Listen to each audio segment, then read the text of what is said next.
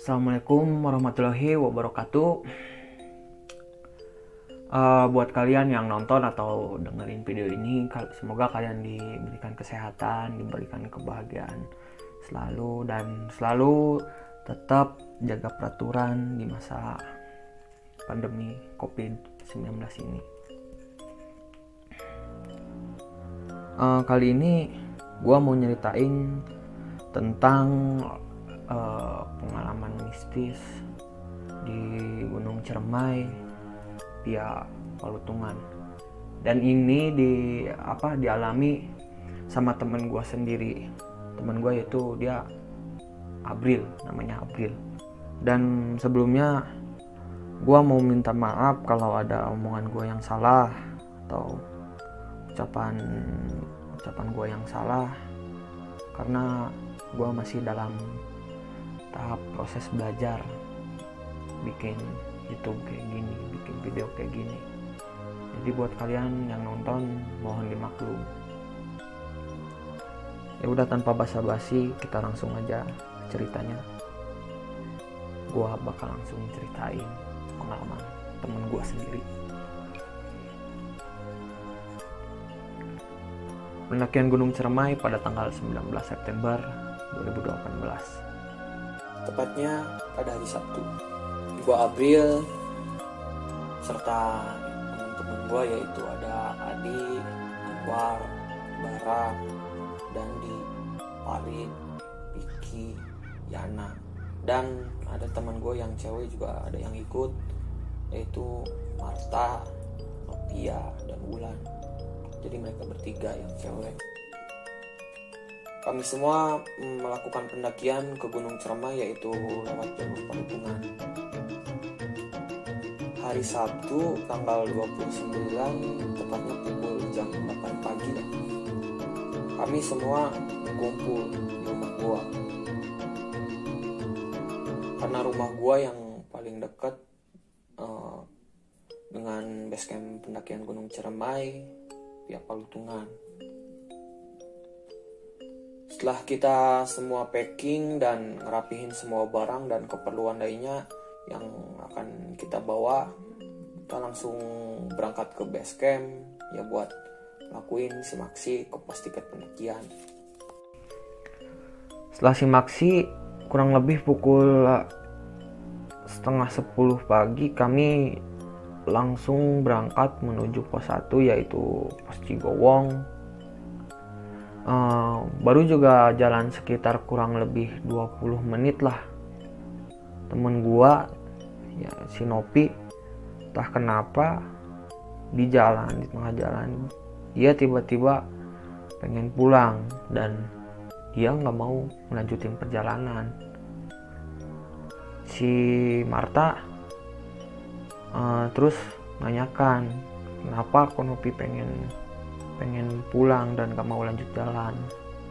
Dan si Marta juga meyakinin dan memotivasi dia buat agar tetap lanjut buat naik ke puncak Ciremai. Setelah diobrolin sama si Marta, ya si Novia akhirnya dia mau melanjutin buat muncak. Untuk menuju ke pos 1 Cigowong, kita memakan waktu yang cukup lama, lebih lama dari biasanya. Ya mungkin karena kita jalannya santai lah, nggak terburu-buru. Nah, kadang-kadang si Nopi tuh suka ingin pulang lagi kayak tadi, dan seakan-akan dia gak mau lanjut perjalanan. Tapi anehnya dia juga kadang-kadang suka tiba-tiba maksa semangat banget kayak buat ngelanjutin perjalanan menuju puncak, kayak yang pengen cepet-cepet buru ke atas puncak Ciremai. Setelah kita istirahat, terus sholat, makan, akhirnya kita semua lanjutin perjalanan di tengah perjalanan keulang lagi nih si Novia, biasa lagi kayak tadi. Dia rasa pengen pulangnya mulai lagi, pengen gak mau lanjut, pengen pulang. Akhirnya gue sendiri yang turun tangan dan ngobrol sama dia. Dan kali ini gue ngomong sama dia, gue ngomong kalau mau pulang ayo kita pulang aja, jangan maksain, takut nggak benar, kata gue bilang ke si Novia.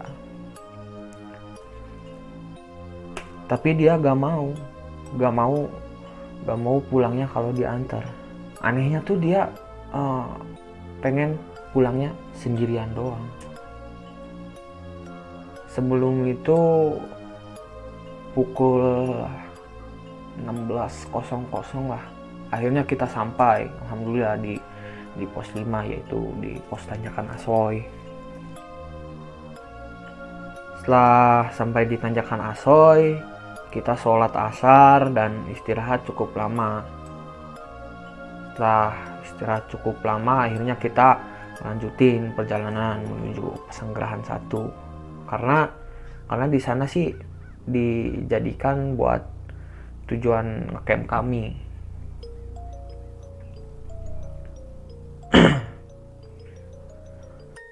Tadinya sih ngelihat kondisi udah pada lemes, ya udah kayak kehabisan tenaga, enaknya camp di Asoy. Tapi gue mikir lagi dan nanyain ke teman-teman gue, soalnya kalau summit dari Asoy itu jaraknya lumayan jauh kalau dari pos Asoy. Dan akhirnya setelah kita obrolin semua dan akhirnya sepakat buat ngecamp aja di Pasanggerahan 1.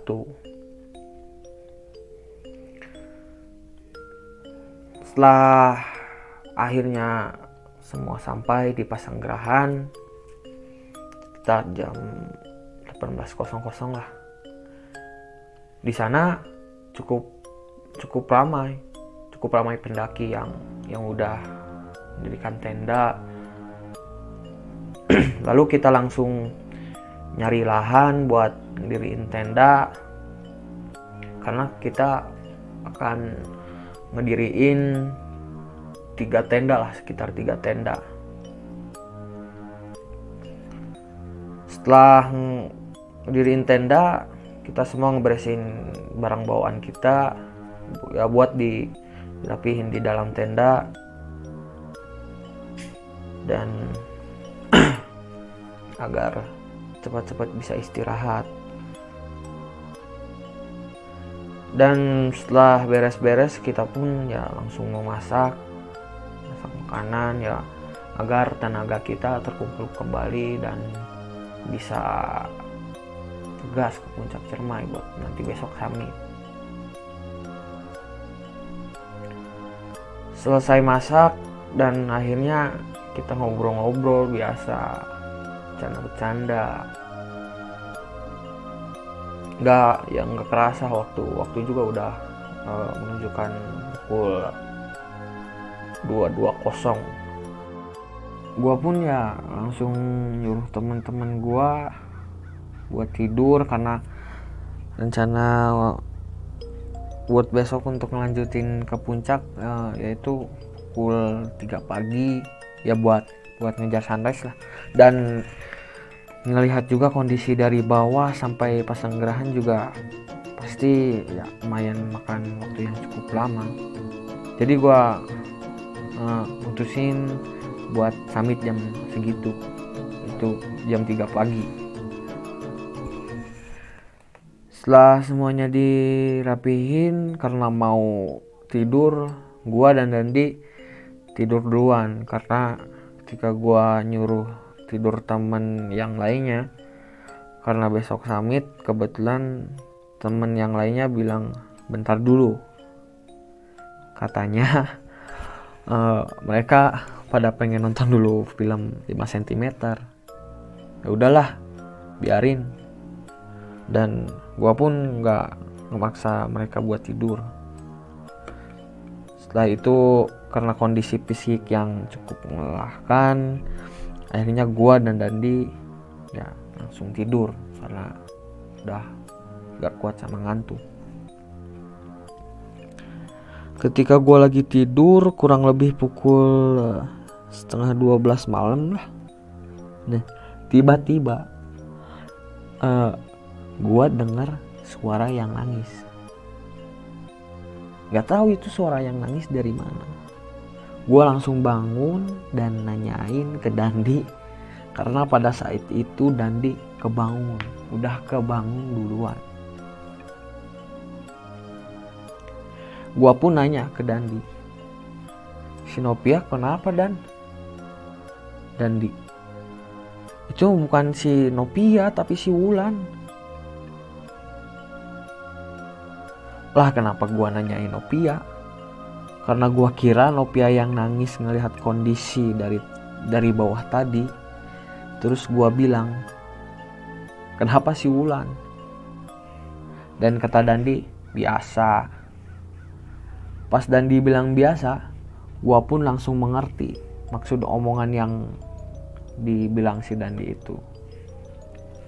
Gua manggil teman-teman yang di luar lalu nanyain, kenapa katanya. Gak apa-apa, udah lanjut aja tidur. Karena pada saat itu kondisi gua masih linglung dan ngantuk. Akhirnya gua pun langsung tepar dan tidur lagi. Baru juga sebentar gua ketiduran, langsung kedenger lagi suara tangisan si Wulan. Kali ini tangisannya agak lama dan kenceng banget. Gua pun langsung bangun seketika karena gua kaget.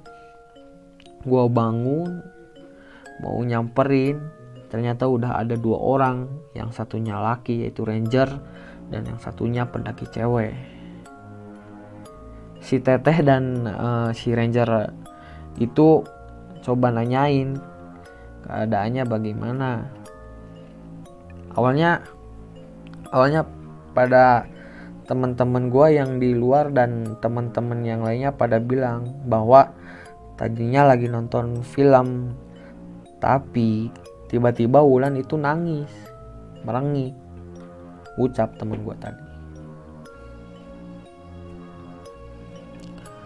Gue ngejelasin ke si Teteh itu dan ke ranger karena kondisi yang cukup mencekam. Akhirnya si Teteh itu mengajak kita semua serombongan untuk membacakan surah Yasin. Dan akhirnya setelah membacakan surat Yasin bersama-sama, kita semua rame-rame baca surat Yasin. Kondisi Wulan lumayan stabil. Dan ketika diajak bicara dan ditanya oleh Teteh itu, dia sudah sadar karena sebelumnya hanya menunduk saja diam sambil nangis. Ya akhirnya setelah Wulan keadaannya membaik, Teteh dan ranger itu kembali ke tendanya masing-masing. Setelah itu gue keluar tenda dan temen gue si Yana bilang katanya dia lihat ada nenek-nenek di sekitar tendanya. Nah di situ bulu kuduk gue merinding gue, sumpah takut. Karena gue langsung connect, ya gue ngerti lah pokoknya. Terus gue bilang, ya udahlah, jangan diceritain, diam aja.